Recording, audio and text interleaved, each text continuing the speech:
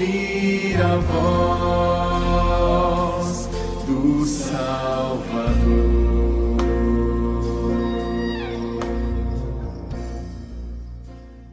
Atos capítulo 11, eu ia pregar esse texto de uma forma diferente, mas eu não estou com coragem. Eu já fiquei velho para inventar, né? Já não estou mais inventando nada. Então eu vou fazer da forma tradicionalzinha mesmo, que vai ser melhor, tá? Atos capítulo 11. Normalmente eu prego sobre um texto só, né? Hoje eu quero pregar sobre uma pessoa só. Então, vou acabar usando mais de um texto, mas eu vou convidar você para a gente ler e contextualizarmos. 11, a partir do 19, diz assim: então, os que foram dispersos por causa da tribulação que sobreveio a Estevão, se espalharam até a Fenícia, Chipre e Antioquia, não anunciando a ninguém a palavra, senão somente aos judeus. Alguns deles, porém, que eram de Chipre e de Cirene, e que foram até Antioquia, falavam também aos gregos, anunciando-lhes o evangelho do Senhor Jesus. A mão do Senhor estava com eles, e muitos crendo se converteram ao Senhor. A notícia a respeito deles chegou aos ouvidos da igreja que estava em Jerusalém, e enviaram Barnabé até Antioquia. Tendo ele chegado e vendo a graça de Deus, alegrou-se e exortava a todos que com firmeza de coração permanecessem no Senhor, porque era homem bom, cheio do Espírito Santo e de fé. E muita gente se uniu ao Senhor, e partiu Barnabé para Tarso à procura de Saulo. Tendo-o encontrado, levou-o para Antioquia, e por todo um ano se reuniram naquela igreja e ensinaram numerosa multidão. Em Antioquia foram os discípulos pela primeira vez chamados cristãos.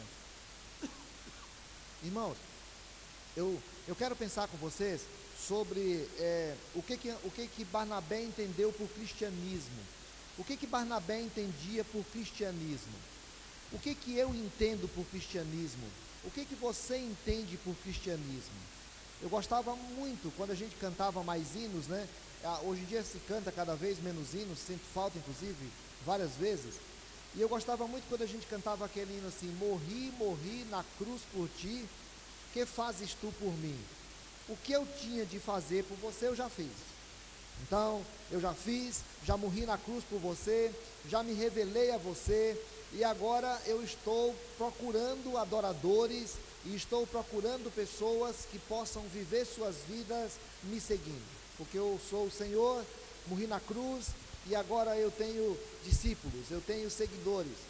E aí a gente vê o cristianismo que Barnabé entendeu, e fico pensando, se o Barnabé vivesse aqui, e se o Barnabé estivesse comigo e com você aqui, e o Barnabé pudesse falar para nós o que era o cristianismo para ele, e a gente fosse parar um pouquinho para pensar qual é o meu cristianismo, eu tenho medo de que a gente possa às vezes ficar com tanta vergonha a ponto de parar para pensar assim: será que eu sou cristão? Será que eu sigo Jesus? Será que o reino de Deus está sendo estabelecido na terra e eu sou uma testemunha do reino de Deus? As pessoas estão entendendo o que é o cristianismo porque convivem comigo. As pessoas, quando veem o meu Facebook, eles veem cristianismo. As pessoas, quando veem as minhas roupas, as minhas falas, a minha prática, a minha brincadeira, o meu jeito de trabalhar, o meu jeito de viver, as pessoas conseguem perceber o cristianismo a partir de mim. O que é que eu entendo por cristianismo?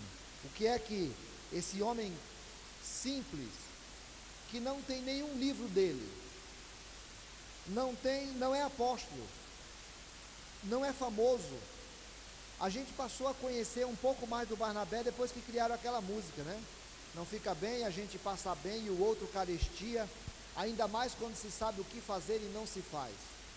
Como fruto do amor de Cristo, fruto do seu compromisso, vendeu um homem o que tinha e repartiu. Era o seu nome Barnabé, natural de Chipre. Na verdade o nome dele era José. Ele era de família judia, era levita, nascido lá em Chipre, primo de João Marcos, que a gente conhece depois. Era um homem simples. não aparecia muito, mas ele entendeu o que era o cristianismo.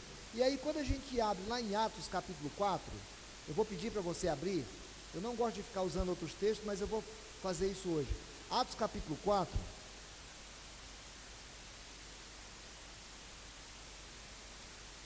Atos capítulo 4 apresenta bem como que era o cristianismo daquele momento. O momento em que, obrigado meu irmão, o momento em que Barnabé se converteu, como que era o cristianismo daquele tempo, daquele momento.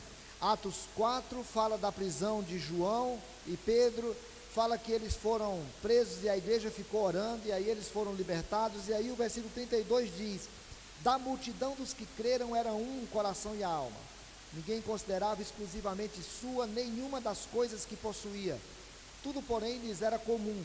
Com grande poder os apóstolos davam testemunho da ressurreição do Senhor Jesus, e em todos eles havia abundante graça, pois nenhum necessitado havia entre eles, porquanto os que possuíam terras ou casas, vendendo-as, traziam os valores correspondentes e depositavam aos pés dos apóstolos, então se distribuía a qualquer um à medida que alguém tinha necessidade.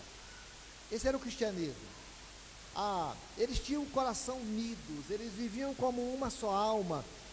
Os apóstolos davam testemunho de que Jesus realmente ressuscitou. Aqueles crentes estavam empolgados, e o texto diz que eles não tinham nenhum necessidade. Se alguém estava passando alguma necessidade, eles iam lá, porque eles entendiam que o cristianismo tinha de compartilhar as necessidades uns dos outros. Esse é o primeiro aspecto que eu queria chamar a atenção, irmãos. O cristianismo que Barnabé conhecia era um cristianismo que a gente compartilhava as necessidades. Nós temos problemas? Nós vamos compartilhar. Nós temos dificuldade? Nós vamos ajudar. Nós temos bens, se alguém precisar, eu vou dividir o que tenho para poder ajudar alguém, porque especialmente na comunidade da fé, ninguém poderia passar necessidade. Eles entendiam que se Jesus Cristo se doou por mim, se Jesus Cristo já me lavou e me remiu pelo seu sangue, tudo que eu tenho, tudo que eu sou pertence a Jesus agora. E aí vira um problema, porque certa vez um rapaz chegou para Jesus e disse para ele: Senhor, o que é que eu preciso fazer para ser salvo? Jesus disse assim: você vai lá, vende o que você tem, dá aos pobres, depois você vem e me segue. O cabo vazou. A Bíblia diz que ele virou as costas triste e foi embora, porque aquilo que ele tinha era dele, não era para ser do Senhor, era dele, era a propriedade dele. E quando a gente se converte e tem alguma coisa que é nossa, que não é do Senhor, a gente ainda não entendeu o cristianismo. No cristianismo de Barnabé, a Bíblia diz aqui na sequência que José, a quem os apóstolos deram o sobrenome de Barnabé, porque Barnabé significava filho da consolação. O nome já traz um pouquinho o que significava Barnabé. Eles acabaram colocando o apelido do Barnabé porque ele era consolador, ele era cuidador, que quer dizer filho da exortação, ou da consolação, levita, natural de Chipre. Como tivesse um campo, vendendo-o, trouxe o preço e o depositou aos pés dos apóstolos. Ele entendia que não era possível. Não é possível. Como é que eu vou ser crente no meu Senhor Jesus? Como é que eu vou viver numa família cristã? E como é que eu vou saber que tem irmão meu passando necessidade na comunidade? E eu vou ficar juntando meus bens lá no campo? Não dá. Eu entendo que cristianismo para mim significa que se os meus irmãos aqui em Jerusalém estiverem passando por uma necessidade muito grande, eu estou vendo outros irmãos dando, outros irmãos estão doando, então eu vou lá, pego a minha terra, vendo também e quero doar aqui, porque eu não quero que ninguém passe necessidade. Irmãos, acertos e erros dessa decisão em Jerusalém. A igreja de Jerusalém passou fome depois, porque a fome bateu, eles não tinham mais nada, porque eles deram tudo. Mas a motivação do coração daqueles irmãos era olhar para o outro, para entender se o outro é meu irmão, e eu não posso permitir que outro passe necessidade. Meu irmão. Então, eu não posso permitir que meu irmão esteja passando fome, e eu comendo com fartura lá em casa. Eu não posso permitir que eu esteja bem. Nessa semana, a gente foi lá na casa de apoio do Hospital do Câncer. E aí uma pessoa estava partilhando comigo que estava meio aborrecida com algumas coisas. Estava chateada com algumas coisas. Estava entristecida com algumas necessidades, algumas coisas assim. E na hora que ela chegou lá na casa de apoio, ela ficou vendo aquelas pessoas com câncer, carentes, longe das suas famílias, longe das suas casas. Ela começou a pensar: meu Deus, o que eu estou reclamando da minha vida? O que eu estou reclamando da minha vida? Como é que eu posso reclamar se eu estou vendo pessoas numa condição muito mais difícil do que a minha, muito mais complicada do que a minha? Então, é aquele momento que a gente para pensar: eu não posso viver reclamando, sabendo que alguém na minha comunidade, alguém meu irmão, alguém que eu conheço em Cristo, alguém que é salvo também, remido pelo sangue de Jesus, esteja passando por uma necessidade de eu não ajudar. A gente olha aqui e de vez em quando tem um irmão fazendo regime, fazendo dieta. É muito legal isso, né? Muito legal, porque de vez em quando a gente está alguém acima do peso. Nós passamos uns dias lá em Moçambique, no interior de Moçambique, não veio ninguém fazendo regime lá. Não tinha ninguém fazendo dieta. Não tem ninguém que é profissional em ajudar a emagrecer. Agora a gente está tendo profissionais e mais profissionais ajudando a emagrecer. Sabe por quê, irmão? Porque nós comemos demais. Está sobrando comida nas nossas casas. Nas nossas casas tem comida demais. Nossos carros são caros. Manter nossos carros são caros. E a gente tem carro à beça.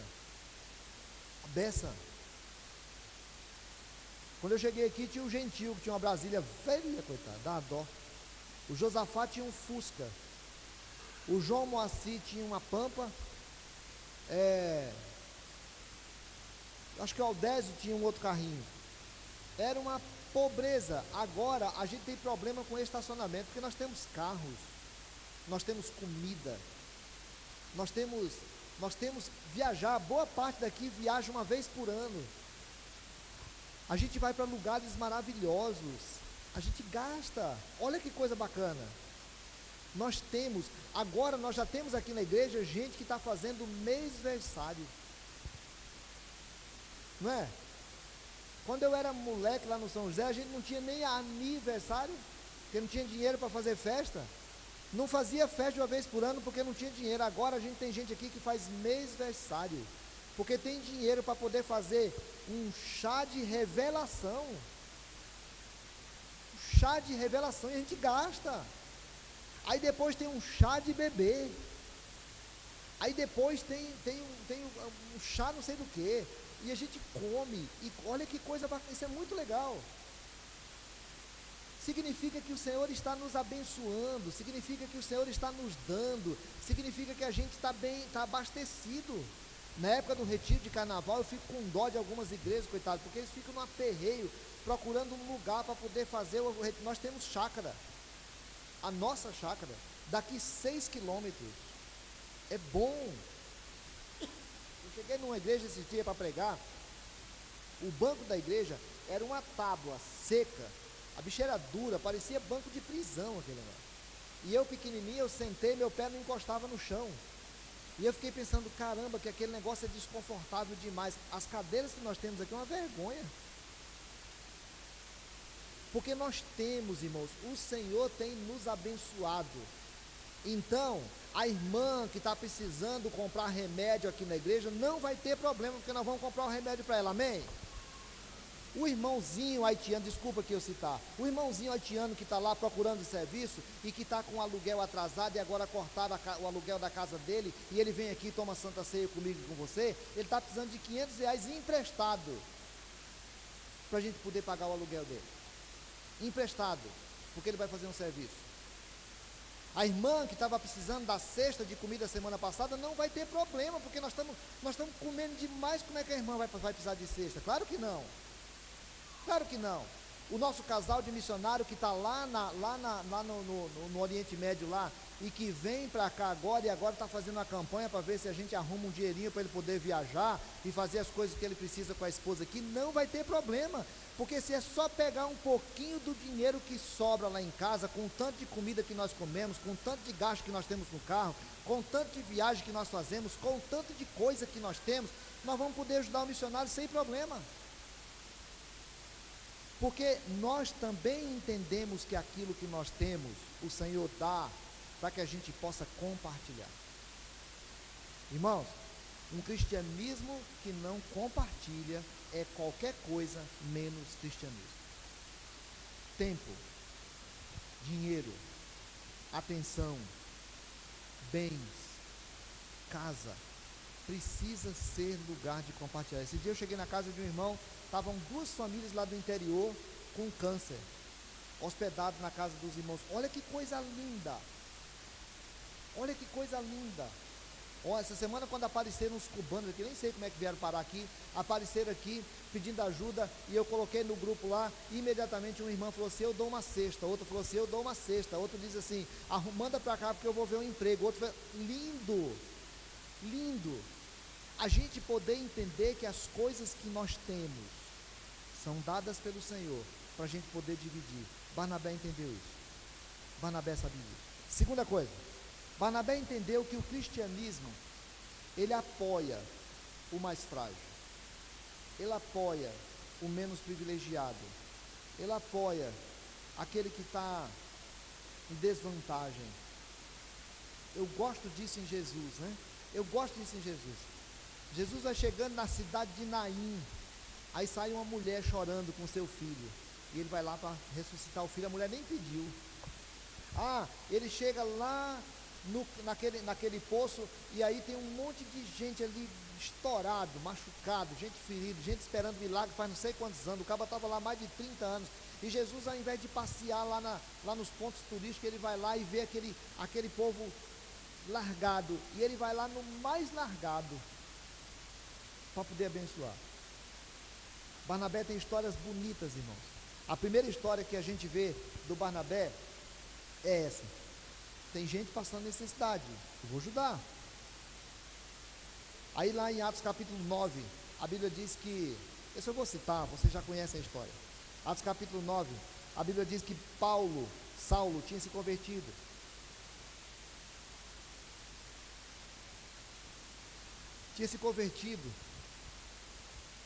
Tinha ido lá para Damasco. No caminho o Senhor apareceu para ele, ele se converteu, passou pregando lá cerca de 3 anos. O povo estava em Jerusalém, a igreja estava pipocando, avivamento maravilhoso, coisa linda acontecendo. E aí agora o pessoal começa a falar que aquele Saulo que perseguia crente, que matava crente, estava chegando na cidade. Chega na cidade, ele quer se juntar aos discípulos, a Bíblia diz. Mas todo mundo fica de olho e fala: rapaz, esse cara está mentindo. Esse cara já perseguiu muita gente. Esse cara já matou crente. Ele vai se infiltrar entre nós. Vou abrir um parênteses aqui. Os cubanos apareceram aí, e aí eu pedi ajuda lá no Facebook. E aí alguém falou que eu devia tomar cuidado, porque esses cubanos podem ser agentes do Fidel, que estão aqui para tentar pegar alguma coisa. Então será que eles estão com documento regularizado? Agora tu imagina, eu vou ajudar o cara e perguntar se o cara está com documento regularizado. O cara não tem o que comer, eu vou perguntar se ele tem documento regularizado. O Barnabé chega, Saulo na cidade, Saulo quer conversar com os discípulos, ninguém dá conversa para ele, porque está todo mundo cheio de desconfiança. O Barnabé vai lá para dar o apoio para o Saulo. Ei, alguém tem de fazer, alguém tem de correr risco, alguém tem que mover o seu coração para ajudar alguém que naquele instante não está privilegiado, não está cuidado. Alguém tem que dar atenção para aquele que está mais fragilizado de alguma forma. O Barnabé entendia que como crente deveria dar uma oportunidade para o Saulo. Pegou o Saulo, conversou com o Saulo, ouviu a história do Saulo, foi lá nos apóstolos, apresentou o Saulo, contou o que Deus tinha feito na vida do Saulo, disse para ele, deu testemunho da vida do Saulo, acompanhou o Saulo por ali. O Saulo ficou pregando, a Bíblia diz que ele ficou pregando com empolgação, até que resolveram matar o Saulo. Quando resolveram matar o Saulo, os irmãos se juntaram mandaram ele para Cesareia, pouco mais de 120 quilômetros de Jerusalém, e de lá ajudaram para que ele voltasse para Tarso. E aí o Saulo volta para Tarso e some. Uns 10 anos. Aí a igreja precisa mandar alguém lá, nós lemos aqui no começo, a igreja precisa mandar alguém lá para Antioquia, longe, lá fora da Judéia, para que lá visse o que estava acontecendo. O Saulo, o Barnabé, que a Bíblia diz que era um homem bom, um homem cheio do Espírito Santo, e um homem de fé, ele diz assim: eu vou procurar o Saulo. 10 anos, o Saulo está largado, o Saulo é um homem crente, eu vou dar um apoio para ele, eu vou atrás dele, eu vou ver o que posso fazer por ele. É engraçado porque às vezes no ministério pastoral a gente ouve histórias de alguns pastores que erraram, coitado, se deram mal. Quando nós chegamos aqui em Porto Velho, tinha um pastor aqui que tinha tido um problema, e eu convivia com o pastor Carlos, e aquele pastor estava entristecido, ele não queria conversa com ninguém, ele estava entristecido. E aí uma série de coisas aconteceu, e ele estava lá na casa dele, e o pastor Carlos falou para mim assim: rapaz, a gente tem que ir atrás desse cara. E eu disse para ele: mas ele quer conversa? Aí o pastor Carlos falou assim: eu não sei, mas a gente tem que ir. E eu falei: pastor, ele vai propor o que para ele? Olha, nós vamos propor trabalhar a vida dele para ele ser restaurado. Ele nem conhecia o cara, eu também não. E aí nós fomos lá longe, lá, não me lembro mais para onde que era, o lado aqui na cidade. Eu sei que nós fomos longe lá, achamos ele numa casa, ele muito constrangido, fechado a cara, mas recebeu gente sem graça. E aí ele passaram os anos, ele foi restaurado pastor, hoje está aí como pastor. Porque o pastor Carlos tinha esse cuidado de preocupar com aquele que estava largado. O Barnabé disse assim: eu vou atrás do Saulo. Foi lá, e a Bíblia diz que ele foi procurar Saulo lá em Tarso. Nós não estamos falando de que ele foi num bairro, que ele foi na cidade vizinha. Ele estava em Antioquia e foi para Tarso. Ele estava, não vou falar as distâncias aqui, mas ele estava em regiões muito diferentes. Chegou lá, encontrou o Saulo, trouxe o Saulo com ele, e serviram na igreja de Antioquia por 1 ano, porque ele sabia que precisava ajudar o Saulo. Fizeram a primeira viagem missionária.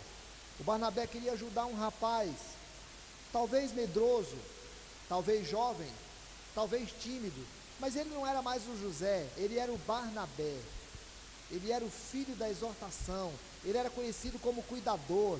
Ele queria ajudar aquele rapaz, sobrinho dele, e ele resolveu levar o sobrinho dele chamado João Marcos com ele, e foi, mas o João Marcos ficou com medo e voltou, e o Saulo ficou bravo, porque o Saulo era pragmático, ficou bravo, agora chamado de Paulo, ficou bravo. E aí o Barnabé foi embora, o coitado do João Marcos ficou para lá. Aconteceram 1000 coisas maravilhosas. Eles voltaram para Antioquia, depois de Antioquia eles foram para Jerusalém, tiveram coisas espetaculares que aconteceram, e aí eles resolveram fazer uma segunda viagem missionária. E aí o Paulo prático chega lá e diz assim: nós vamos fazer o seguinte, nós vamos fazer isso porque nós temos que ser eficientes, nós precisamos fazer isso, nós precisamos calcular isso, nós precisamos... E aí o Barnabé chega lá, coitado, agora já não tão importante, porque agora o Paulo já é famoso. Barnabé agora só é o Barnabé. Aí ele chega lá para o Paulo e diz assim: Paulo, vamos levar o João Marcos? Aí o Paulo diz: não, João Marcos não. Para com isso, cara. Vamos levar o João Marcos não. O João Marcos não. O João Marcos afinou naquela vez, ficou com medo, nós fomos lá, ralamos, o João Marcos não foi. Agora não vai.